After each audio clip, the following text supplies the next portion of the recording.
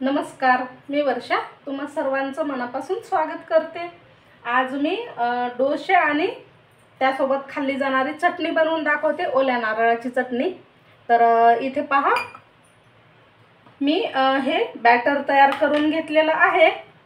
तर यामध्ये राशनचे तांदूळ घेतले आहेत। मी 2 ग्लास राशनचे तांदूळ घेतले आणि त्यामध्ये अर्धा ग्लास उडदाची डाळ टाकली आहे, पांढरी डाळ। हे दोन्ही वेगवेगळं 6 ते 7 तास भिजवून घेतलं।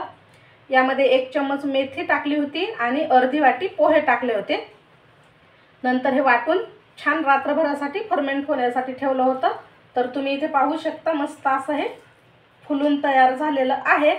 आता याचे आपण इडली सुद्धा बनवू शकतो आणि डोसे सुद्धा बनवू शकतो। तर इथे मी डोसे बनवते।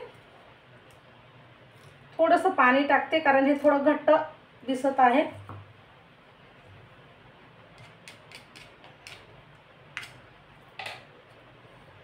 छान हे मिक्स करून घ्यायचं। यात आधी मीठ नाही टाकायचं आपण, जेव्हा आपल्याला इडली किंवा डोसे बनवायचे असतात त्यावेळेसच मीठ टाकायचं आहे। आता हे चांगलं असं फेटून घ्यायचं, एकजीव करून घ्यायचं।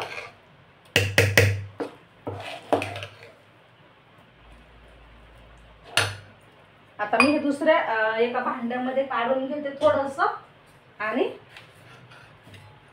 तुम्हाला याचे डोसे बनवून दाखवते।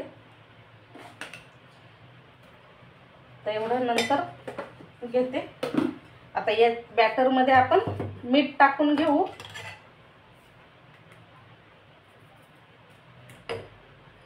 इकडे तवा आपण गरम करायला ठेवलेला आहे। यात थोडंसं अजून पाणी टाकू। जास्त पातळ सुद्धा नाही करायचं हे बॅटर आणि खूप घट्ट सुद्धा नाही ठेवायचं।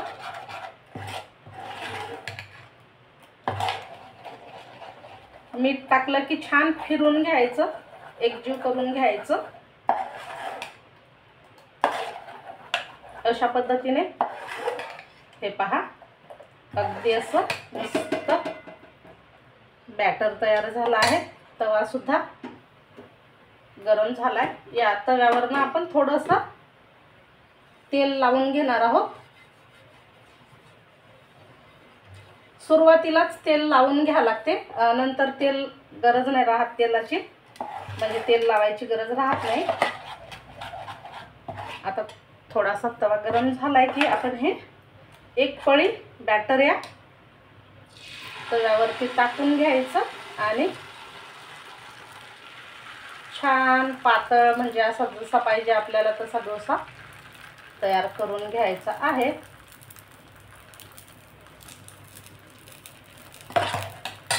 आता हा डोसा छान खमंग भाजेस्तोवर आपण काय करणार आहोत, चटणी बनवून घेऊ। त्यासाठी ओलं नारळ आहे ते बारीक तुकडे करून घेते मी नारळाचे।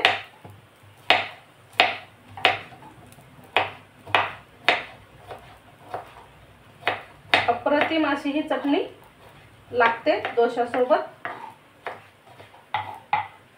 आपल्याला जेवढा पाहिजे तेवढाच हा नारळ घ्यायचा। तुम्ही शेंगदाण्याची चटणी देखील बनवू शकता, पण माझ्याकडे नारळ असल्यामुळे मी ओल्या नारळाची चटणी बनवते। आता आपल्याला या मिक्सरच्या जारमध्ये हा ओला नारळ टाकायचा आहे। यामध्ये 1-2 हिरवी मिरची टाकायची किंवा मिरची तुम्ही तुमच्या आवडीनुसार घेऊ शकता। थोडीशी कोथिंबीर टाकते मी, मला आवडते म्हणून। एक 7-8 कढीपत्त्याची पानं टाकते आणि डाळवं टाकते। हे जेवढा आपण नारळ घेतला आहे तेवढंच डाळवं टाकायचं। इथे तुम्ही आलं आणि लसूण देखील घेऊ शकता, मी नाही घेत। यामध्ये चवीनुसार मीठ टाकते, थोडंसं जिरं देखील टाकते, अगदी अर्धा चम्मच एवढं जिरं टाकते आणि हे थोडं थोडं पाणी टाकून मस्त याची पेस्ट बनवून घेते। इकडे पहा, चटणी छान अशी बारीक वाटून घेतली आहे। चटणीसुद्धा तयार झाली आणि हा डोसासुद्धा मस्त असा भाजला आहे। थोडंसं तेल टाकते वरून। आता मी थोडासा इकडनं सुद्धा भाजून घेते, मला आवडतो। नाहीतरी आपण एक साईडने भाजला तरी पण चालते। आता दुसऱ्या बाजूने भाजते, तोवरती आपण ही चटणी एका प्लेटमध्ये काढून घेणार आहोत। अप्रतिम लागते ही चटणी, याला मी फोडणी वगैरे काही टाकत नाही, अशीच खूप छान लागते। नक्की अशा पद्धतीने करून बघा आणि तुम्ही ही ओल्या नारळाची चटणी कशा पद्धतीने बनवता ते सुद्धा मला सांगू शकता। जास्त पाणी नाही टाकलं इथे बघा, आपण घट्टसर अशी ही चटणी बनवून घेतली आहे। आता साईडला ठेवू। डोसा पण छान असा खमंग भाजला आहे। काढून घेते एका चाळणीमध्ये, बघा मस्त झाला आहे। आता ह्याच तव्यावर आपण परत तेल तूप न टाकता बॅटर टाकून डोसा बनवून घ्यायचा। यात आपण मेथी दाणे टाकल्यामुळे छान कलर येतो आणि खमंग लागतो खायला। थोडंसं अगदी तेल टाकायचं, थोडासा भाजला की पुन्हा मी पलटवून घेते आणि मस्त या चटणीसोबत डोसा खायचा। तुम्ही सांबार देखील बनवू शकता। अगदी पटापट आपण हे डोसे बनवून घेऊ शकतो।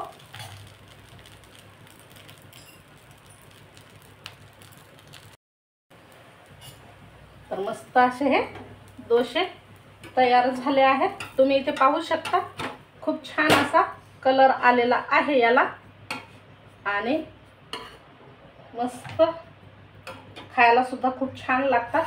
तर आता आपण हे या प्लेटमध्ये काढूया।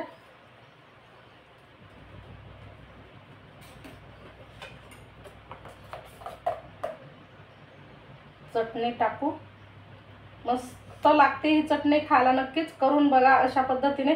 आणि यावर तुम्ही मोहरीची फोडणी देखील टाकू शकता, पण मला अशीच आवडते म्हणून मग अशीच राहू दिली। तर आपली ही नारळाची चटणी आणि डोसे कसे झाले नक्की कमेंट करा। व्हिडिओ आवडल्यास लाईक शेअर करा आणि अजून चॅनलला सबस्क्राईब केलं नसेल तर चॅनलला सबस्क्राईब करायला विसरू नका। भेटू पुन्हा अशाच छानशा झटपट रेसिपीसह। आता हे राशनचे म्हणजे राशनच्या तांदळाचे डोसे आहेत, खमंग होतात, खूप छान लागतात। नक्की करून बघा, खाऊन बघा।